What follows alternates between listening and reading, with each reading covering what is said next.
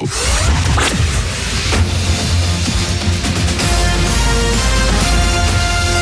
l'actu sur Monaco-Menton avec Frédéric Plat.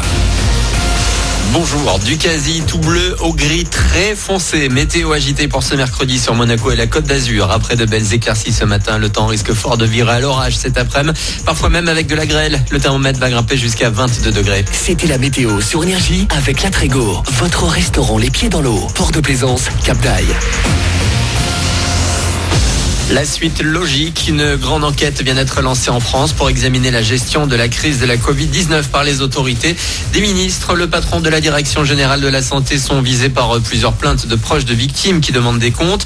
Dans les hôpitaux, la situation continue de s'améliorer. On est passé sous la barre symbolique des 1000 patients en réanimation à cause du coronavirus hier. Une première depuis de longues semaines. 0 nouveaux cas enregistrés ces derniers jours à Monaco. Pas de pavillon bleu à Menton, mais les 26 autres plages de la Côte d'Azur ont reçu le leur hier à Nice, Antibes, Cannes et Mandelieu. Le label Écolo examine chaque année et garantit la propreté de l'eau, du sable, mais aussi la gestion des déchets, des touristes ou encore l'accessibilité des personnes handicapées. Pour la Cité du Citron, c'est la pureté de l'eau de baignade qui est jugée insuffisante à la plage Gourbieu notamment. D'autres plages comme à Roquebrune, Cap-Martin ne figurent pas, simplement en raison d'un nombre de prélèvements trop faible. Rendez-vous le 13 juin pour le grand rendez-vous. C'est ce samedi à 21h que sera diffusé en clair sur Canal+, le court-métrage tourné fin mai à Monaco par Claude Lelouch avec Charles Leclerc. Le pilote de Formule 1 privé de course chez lui cette année à cause du coronavirus a tout de même pris le volant d'une Ferrari, seul et à plus de 200 km en principauté. Cette soirée réservée aux réalisateurs sera l'occasion de voir le circuit sous des angles inédits, en plus d'autres sujets. Il vous donne rendez-vous sur Énergie, les réseaux sociaux et YouTube. Kenji sera avec nous demain soir pour la seconde édition du Énergie Music Tour dans votre salon, aux côtés des Jonas Brothers, mais aussi Tanzanai ou encore Pofu.